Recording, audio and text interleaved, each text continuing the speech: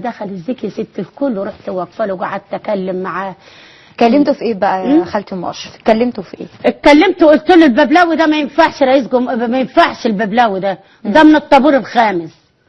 وكلمت على الجيش على 16 ضابط اللي ماتوا في الحدود. وكلمت على 25 ضابط عسكري اللي اتذبحوا. وكلمت على حماس وعلى تجسس حماس على البلد. وعلى الغاز والزيت والغاز والبتاع بتاع العربيات اللي كان موديه لحماس. وعلى فكره اللي انت ما تعرفوش ان في ماسوره الغاز اللي احنا بتاع المواسير ده اللي احنا بنولع بالبوتاجاز. مرسي كان عامل ماسوره، اسرائيل دلوقتي بتسحبه. احنا بناخد من الدول العربيه النهارده غاز. بناخد غاز البوتاجازات. انبوبه البوتاجاز النهارده بقت ب 30 جنيه قبل ما اجي من بيتي. النسوان راحوا لي يا خالة مشرف انبوبه البوتاجاز ب 30 جنيه وعاجبك تاخده ما عاجبكيش مطلعها الكيش فوق تروح تجيبها من المستودع على دماغك. تروح تجيبها من المستودع على دماغك انبوبه البوتاجاز ب 30 جنيه. يعني الببلاوي ده عمل ايه؟ ما عملش حاجه. فانا كلمت سياده المشير قلت له الببلاوي ده ما عملش حاجه يا سياده المشير. وفي طابور خامس وبنخور وراك زي البرادعي. هي قال لك ايه بقى؟ قال لي حاضر. هي البرادعي. هي في حاجه اسمها طابور خامس زي ما الدكتور توفيق بيقول. ايوه هو ده شارب من اللحم من ايمن نور وشارب من البرادعي والببلاوي. الببلاوي بيخش في محاكمه حسني. انت طب ما تقول على مرسي. ما تتكلم على مرسي. طيب بتتكلم على يا لهوي بتتكلم على مرسي على حسني. ما تتكلمش على مرسي. يا حسني مسك 30 سنه كان انتمائه لبلده. كانت امريكا لما بتضغط عليه كان ما بيرضاش يفرط في شبر. لكن ده عمل ايه؟ مسكوني ريس وانا هيص في البلوزه. مسكوني ريس وقعدوني على الكرسي وانا اديكوا كل حاجه. تدوا ايه؟ هي بقى انا هتطلع صابونه وكسافه؟ ده بلد. تريح فين يا عم؟ تعالى هنا. مصر عليك كبيره قوي تبيع وتشتري في ايه؟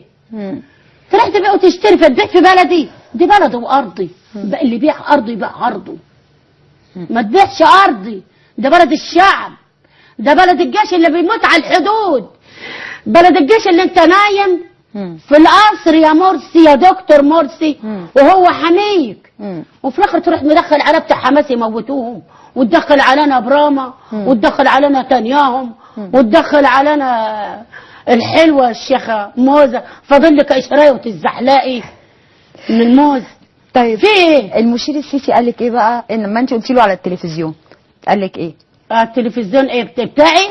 هيجيب لي كل حاجه ربنا يخليه. قال لي حاضر. الاستاذ اللي اداني الشقه ده ربنا يخليه. وكل اللي اداني حاجه ربنا يسعدهم تاني وتاني وتاني ويكتر اموالهم ويكتر ولادهم. والاستاذ اللي كلمك ده اللي بيقول لك هطلع الكهرباء استاذ حسن ما تساعدوه. 50,000 حاجه يروح للببلاوي ما يعملوش حاجه. ما تساعدوا الناس. امال قاعدين على الكراسي ازاي؟ امال بتفك مشاكل الناس؟ هم تيجوا عند الناس اللي بتاكل الناس لقمه العيش وتقطع عنها. فيا ببلاوي ما تتكلم. واحد زي الاستاذ حسن ده عنده مشروع ما يعملوش ليه؟ ايه اللي مأخره؟ ده ما يطلعش منه الكهرباء. قال لك عشان الفقراء ما يدفعوش كهرباء. ما تشوف الصالح مين للبرد عشان الشباب تشتغل. لو الشباب دي كلها حاطه في بعضيها والحكومه صالح من حالها ربنا واشتغلت الشباب والله ما هتلاقي حد بيشحت. والله ما هتلاقي حد بيقول لحد خد لقمه. كل واحد هيخبط عليه زي ما الاستاذ حسن قال هيقول له انا شبعان. في ناس ما ده احنا كنا بنبات بالجوع بس ونبص ايدينا وش وضهر. الحمد لله ونحمد ربنا ونشكره. اعملوا مشروع الاستاذ حسن. اعملوه لي يا استاذه حياه. ان شاء الله احنا دعيناه. الدبلاوي ده ما ينفعش تاني. ما تمشوه. مستنين ايه؟ انا بتكلم من القنايه مش خايفه. انت بتتكلمي من الشعب. انت واحده من الشعب وبتتكلمي. واحده خايفه على البلد. ما ينفعش. هو ده يتحكم ليه في حكم في الاحكام؟ من هو ما الحكم حسني؟ الله في مالك؟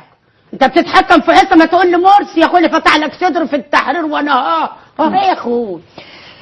طيب انت مالك ومال اللي انت فيه؟ ما تخليك ما تشوف رغيف العيش، ما تشوف الانبوبه، ما تشوف العلاج، ما تشوف الفقراء. شوف القطارات يا ببلاوي روح الصعيد وقول لهم ما تعملوش. ولا رايح هناك الدول العربيه تقول لهم روح الكرداوي الثاني يقول لهم ما تساعدوش ادوا الجيش الحر. انا والجيش الحر اللي بيضرب في سوريا يا ناس عيب. عد امريكا واسرائيل بتضحك علينا. لا انا عايز اقول لك يا خالتي ام اشرف، الببلاوي راح الامارات قال لهم ان حكم العسكر انتهى في مصر. ايوه ايه رايك بقى في الكلام ده؟ هو بيقول العسكر ما هو العسكر خايف على الدبلاوي ده الدهوني بس. الدبلاوي ده ما يقعدش تاني على كرسي يا ست، ده بيموت. ما يقعدش على الكرسي غلط، ده بيخرف زي الكرداء والاراداتي.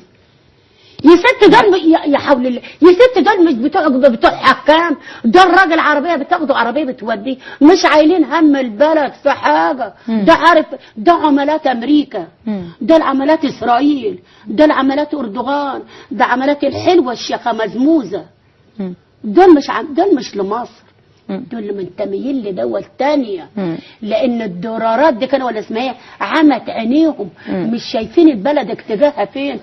جبتك يا عبد النعيم تعيني، تاريتك يا عبد المعين عايز المعين. لا يا عم، انت لو انت نخيت وماشي صح كنا شلناك، لكن انت عايز تفرد عصاباتك انت التانيين وانت ما فيكش 3 كيلو لحمه وعايز تمشي الجيش ما تمشي بالجيش مين وشرطه مين يا ببلاوي؟ اي حد عايز مشروع تمشيه ولا والله ودينا ما اخش هناك انا اللي هضربه. وده ما يقعدش على الكراسي تاني والطابور الخامس يمشوا وعيب. طيب خالتي ام اشرف، انت كنتي بتحكي واحنا قاعدين قبل الهوا وقلتي لي انه انت وابنك بتتخانقوا على التلفزيون، يبقى هو عاوز يتفرج على الماتش وانا بقى الفراعين بيتخانقوا مع بعض عشان يا الفراعين يا بتفرج على القنوات اللي بتجيب الصح. في قنوات الدس ده كان ولا ايه، وفي قنوات تركيا. ما يلغوا قنوات تركيا، ما تتكلم يا ببلاوي تلغي القنوات التركية، ما تلغي يا ببلاوي الرقص والهيصة وزنبليطة. هو انت ما تجيش على كانت الفراعين وتكفلها؟ ياخد انت راجل قوي، ياخد لما تشطح تنطح تكفل قنوات الفراعين. شايف ده احنا متلجين اهو احنا قاعدين. في ايه؟ بتضحكي ليه؟ بتضحكي ليه على الراجل ده؟ والله العظيم اللي احنا فيه. هو كل ما يشد وينطح، اما الناس ما قبضتش فلوس الموظفين مع توفيق. شفتي الموظفين بتوعنا وشفتي قناه الفراعين وشفتي الناس اللي انا قاعده كده. ايه رايك؟ ايه رايك؟ كان انا عملت ساعد الراجل ده يعمل كده، يقوم كده القناه ويقبض الموظفين عشان بتظهر. بصي هو اللي بيمشي صح في البلد ده ما بينفعش، هم عايزين اللف والدوران في الحواري. احنا نعيش كده ولما تقع لا بس احنا بقى وراهم بالمرصاد. وبقول لك يا دبلاوي كفايه كده بقى، كفايه انت و30 ابو 25 ولا 30 والدستور ما تسلقهوش، ما تحطش باب ممشش فيه يلا. انا عايزه الدستور ده يمسك 70 سنه.